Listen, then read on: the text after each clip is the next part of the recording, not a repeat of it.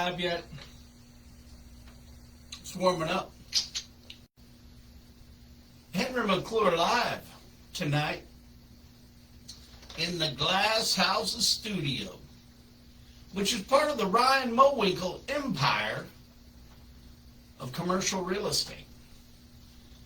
So I talked to Logan at Loud Light, and I'll tell you what, I enjoyed talking to her today. She was laughing at me, and I told her that I wanted to go ahead and answer her questions legitimately, and I thought I would do it live because some schmuck out there goes, oh, he uses AI for everything. Well, you know something, if you're not using AI today, you're an idiot. But hey, I digress.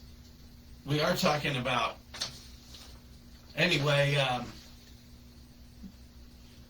excuse me.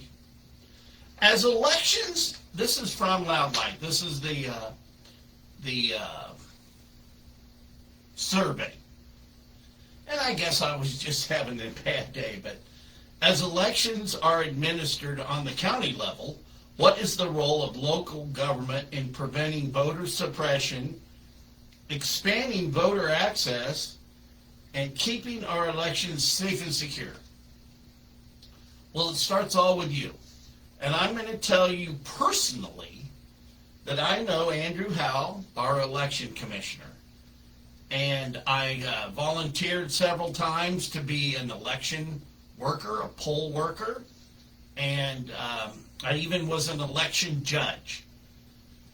And I got to tell you something, there was a lot of pressure being an election judge. I couldn't wait for the polls to close. But let me tell you something. The way that dude runs the polls, it's airtight. I mean, there's checks and balances. But, and I don't think in Topeka neighbors are out telling neighbors, hey, go vote on the 5th. If you're going to vote for Henry, go on the 4th. And if you're going to vote for the other guy, the hotel buyer, Mr. Lobbyist, go on the 5th. We're not doing that around here. So, expanding voter access.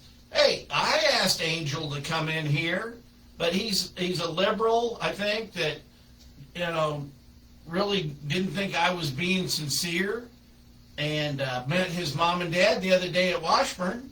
So I was doing my part. So, I don't think in Topeka, and when I read some of this doesn't really have anything to do with the mayor's role. But this, if you want to know what I think personally, here you're getting it. Probably getting more than you want to the two viewers out there. So Andrew Howell does a great job. I wish that people would volunteer to get out the vote and help Andrew out with be a poll worker, be an election judge, volunteer. That's what we need. We need more people engaged. All right, so here we are. That's question 1. Loud Light. And Logan, I'm doing my best. And she was really nice. What is the role of local government, including local law enforcement and immigration enforcement and ICE detention? Now, our current mayor would say that a good cooler, an igloo or a Craftsman, is good for ICE detention around his swimming pool that's shaped like a tooth. But I digress again. I mean, we got to follow the law. As mayor, I got to uphold the Constitution. So, immigrant enforcement, that is up to the immigrant enforcement people. The mayor can't stand in their way. The mayor can't block ICE from doing their job. So local government should help ICE enact the federal laws. That's their job. The role of local government in protecting free speech and education, such as censorship of school curriculum and banned books. Well, look, if you really want to get involved with that, run for school board. You know, my grandfather joined the 501 school board in 1925. He was a lawyer and a judge. So, as a citizen, the best thing, if you want to get involved with that, join the school board. In fact, people say that's probably the most important. If you want to get involved with local government, go get involved with the school board. So I don't know what books they're trying to ban. I don't know that there's censorship. But I'll tell you, when I was at District 1, there were 3 school board people. And I know John Williams from when I was on the Metropolitan Planning Commission. And Lisa is our county clerk. And Ashley is my opponent's. She contributed his campaign. Oh man! You know what I don't like about running for mayor is like, you know what I love about private enterprise is I just have to go do deals. I don't have to tell you how great I am, and I don't really like it, tell you the truth. But you guys want to know what's in the heart, you know, the heart of hearts. I've been saved. I've been healed from drug addiction and alcoholism. Now, I'm an Episcopalian. I like going down to Grace Cathedral. So anyway, just get involved with school board. And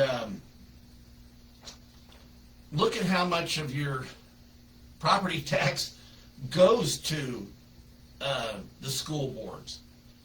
And based on the way I talk, man, I want free speech more than anything. What is the role of local government in the social safety net? Now, I like this one.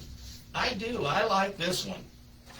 Because this has got Project Otis written all over it, such as affordable housing, child care, food, and utility assistance. You know, so I went to the homeless task force, and what was really interesting about that's the first time I've ever been to that meeting, is there was some person there grousing, which that's an old-timey comment for like commenting, complaining, not really, just kind of muttering.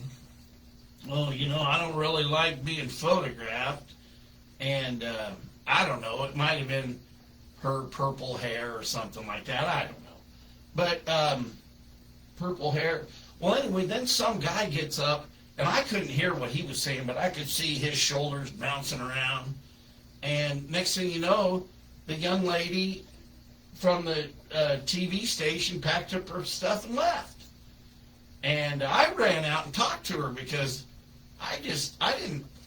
she kind of got attacked by this guy. He seemed like kind of a bully. I don't like bullies. I really don't. So, we go through the meeting, we find out in that meeting, there are going to be 200 people are going to lose their shelter plus care. And that doesn't have anything to do, and I need to look into exactly why they're going to lose it. But I'll tell you what, shelter plus care helps a lot of people and gives them a space to breathe and to, drug addicts and homeless folks. And you got to qualify for it. But the original liquor by the drink tax on alcohol that comes into this area is around 2.1 million. And if you read Steffens, Bob Steffens was the Attorney General. If you read an opinion about it, you know, it's for drug addicts. It's for people of domestic violence. It's for alcoholics. It's for these programs, these very programs.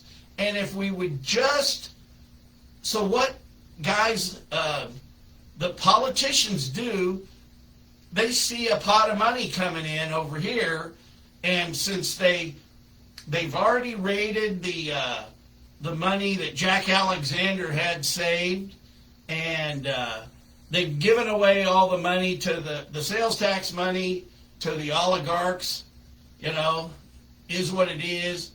You know, AT&T, funding Go Topeka. So what they'll do, they'll see this money, and then they'll grab some for so 1/3 now of the 2.1 million goes into the general fund, so they can waste that, squander that, and then the other third goes into the Parks and Rec fund. Well, now, if you read the strings attached to the Parks and Rec fund, you know, it can't go to certain things. Well, it just goes in the county general fund now, and they're not tracking the dollars. You know what it is? You know, is what it is. Kevin Cook, you know he's not looking into that. Hey, Kevin, and if you're watching, you ought to start looking into it. You ought to start looking into, well, we'll go back to what you ought to start looking into. But if we just fund Project Otis with this money, so we got to take away, so we got to change state law. They got everything so complicated around this city. Well, that's the county, and it's like a ping pong ball. The city sends you over there, the county sends you over there. The city's got 10 lawyers, you know. And I was watching a video about who's going to go to hell, and they said lawyers are, because they're all liars. That was kind of funny, but I digress. So this is probably, out of all these questions, this is probably the most important one, because it's fixing, you got a chance to fix it where it started. And it started off, you know, if you could have $2.1 million now to help, it will triple the amount of money that they've got that go to the recovery funds, the funds to help these people. And it doesn't raise your property tax. It's sales tax. So, you know, Karen Hiller quite often goes, well, we've never raised taxes over the 16 years. Well, yeah, because you stole money out of this fund. You stole money out of the water department.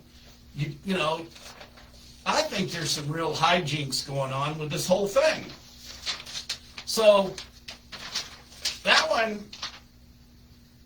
you win the day on that one, and I want to change that. I've got John Akala looking at it, my state representative. Okay, so now let's go to the last question. What are the main reasons young people choose to leave the state? What specific policies would you support to make Kansas a place where young people want to live, work, and stay long term? You know something, kids? You ought to get out and see the world, because this town, it's like, look, I've lived here. I was born in 1959, July 13th. So this is 66 years, and all I hear is the same yapping. The city of Topeka, the Chamber of Commerce, they're all a bunch of yappers. Yap, yap, yap, yap, yap. And nothing changes. Nothing changes. Well, you know, I'm for your priorities first. You know, a lobbyist who's paid to think one way. I'm for your priorities first. It's the same yappers. And if I get an opportunity to be your mayor, I'll tell you to go out and smell the roses. But to answer this question, we've got to create an environment where we're teaching these people to be entrepreneurs. They're not just going out and getting a job moving boxes. You know, go Topeka, giving all the corporate welfare to the big, you know, we're giving money to Walmart, Target. I mean, it's just as bad as Cody Foster taking all the money for the AT&T building. This system is rigged. This whole system stinks. And if young people, I'm glad my daughter lives in Kansas City, but you know, because that's the truth. But I'm going to sit here, I'm home, I'm going to stay here. Because I want to go through the next 65 years saying I told you so. And trying to figure out, there'll come a point in time where we'll wear them down. You know, I think we're at that point today. There are a lot of people out there. And yeah, I'm going to have to get a lot of people on board. You know, I'm going to have to become a little more diplomatic. But right now, the gruff, angry side, the telling it like it is, I'm there. I'll always tell it like it is. But it's to prove to you guys today that I'll stand up to the whole, you know, David standing up to Goliath. That's what it is. The system is Goliath. The system stinks. It's broken. We got to fix it. We got to band together. And the very first thing we got to do. Okay, so now hang on. So now I answered loud light. I guess I could stop and start again.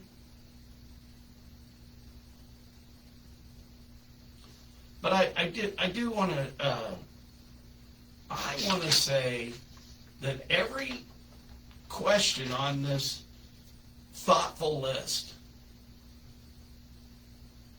can be addressed by the Citizens Commission. Gabriel, I think the big, let's see, what's he saying up there?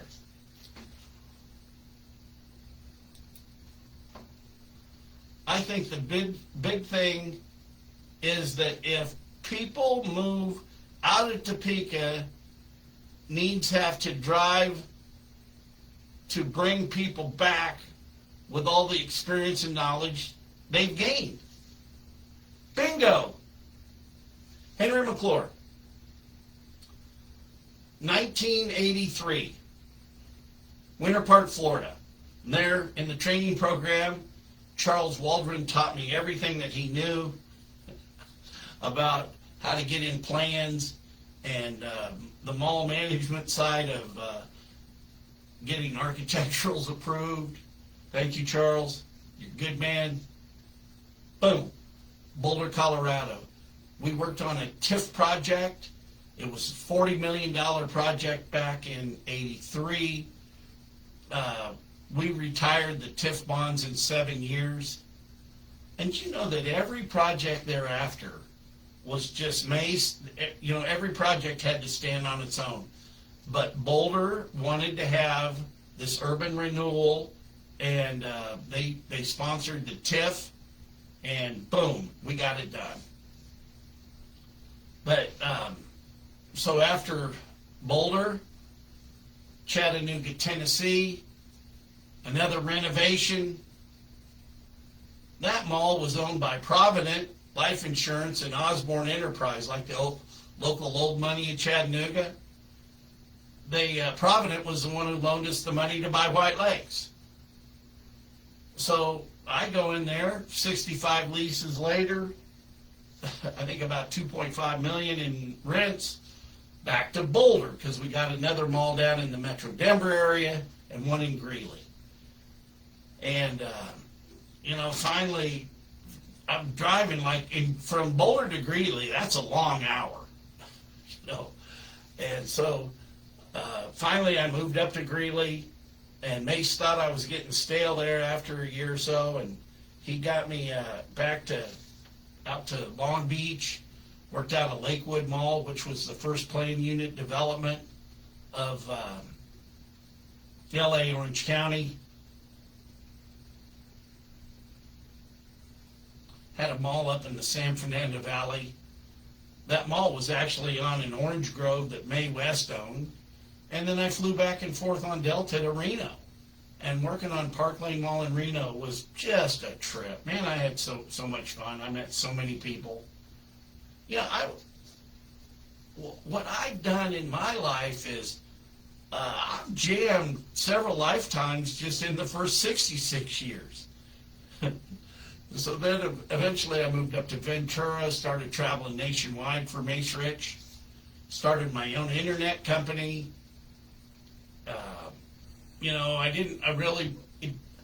My relationships from the mall business didn't carry over into the internet business. I was a little bit of a fish out of water. And there was this fellow named Jeff Bezos, started this company called Amazon, and he did a lot better than I did. But back to the mall business, to Kansas City, Tampa, doing some office leasing, and Net Park Tampa Bay was a cool project. And I came home. My mom's friend said McClure is a good name. And I think now that God saved me and got me clean and sober, and a decade later, I can continue to grow that McClure name in a way that no other McClure could. And those are going to be some huge shoes to fill. My dad was a tax attorney